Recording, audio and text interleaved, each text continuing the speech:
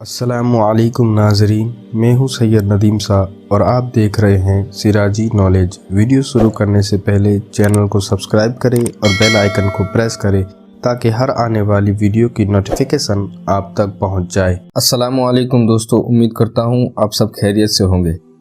दोस्तों, आज हम बात करेंगे शेख इब्नुल अरबी की, यानी अर्तुगरुल गाज़ी के अंदर जो शख्स ये रोल जिनका रोल अदा किया जा रहा है वो शख्स कौन है और वो कौन सी शख्सियत थे। क्योंकि ज़्यादातर लोगों को ये पता नहीं है कि शेख इब्नुल अरबी कौन थे, और जिन लोगों ने इनके मुताल्लिक वीडियो बनाई है उन्होंने सिर्फ यही जानकारी दी है कि आपने इल्म कहाँ हासिल किया, आप कहाँ पले बढ़े, आपकी पैदाइश कहाँ हो गई और आपके रुतबे कितने थे, लेकिन ये नहीं बताया कि शेख इब्नुल अरबी कौन थे। तो आज हम बात करेंगे शेख इब्नुल अरबी की। इनसे पहले मैं बता दूं कि शेख इब्नुल अरबी एक बहुत ही बड़े बुज़ुर्ग और कामिल वली थे, और आप सरकार गौसे आज़म की रूहानी औलाद थे।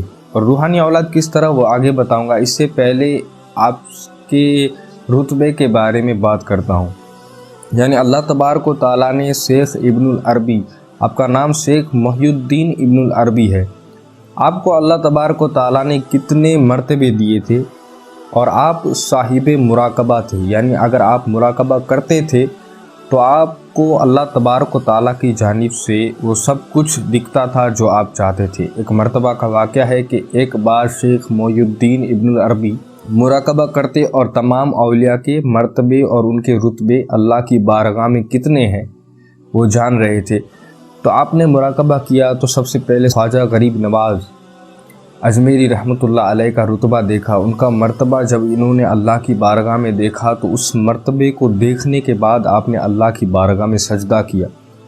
इसी तरह आप तमाम औलिया कराम के रुतबे और मर्तबे देख रहे थे अल्लाह की बारगाह में कितने ज़्यादा है।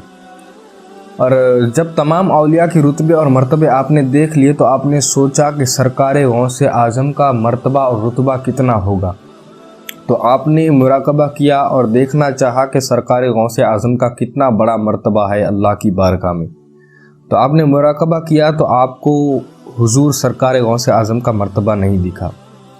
तो आप डर गए और आपने सोचा कि मुझे इनका मर्तबा क्यों नहीं दिख रहा। आपने मुराकबा तोड़ डाला, दूसरी बार देखा, दूसरी बार भी नहीं दिखा, तीसरी मर्तबा देखा, तीसरी बार भी नहीं दिखा। तो आप बहुत ही परेशान हो रहे थे कि आपको हुजूर सरकार गौसे आज़म का मर्तबा क्यों नहीं दिख रहा।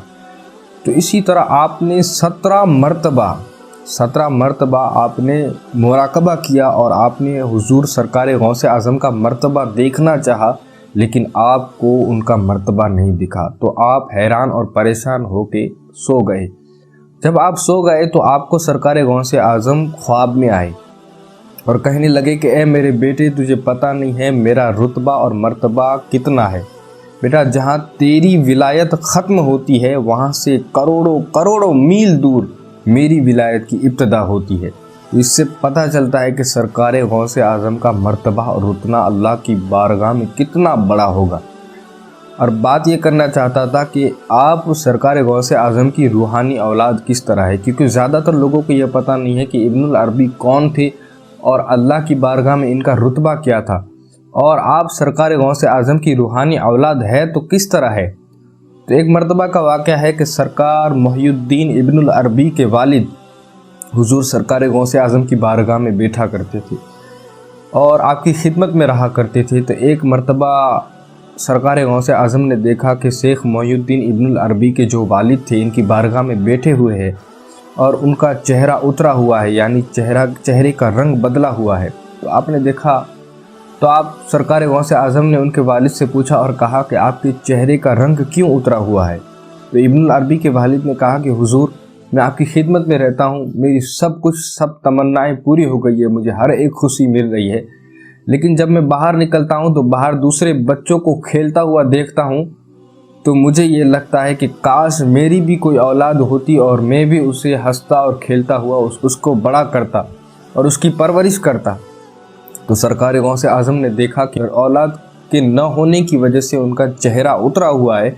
तो आपने कहा कि खड़े हो जाओ, और सरकार गौसे आज़म ने उनको हुक्म दिया कि मेरी पीठ से अपनी पीठ मिला लो।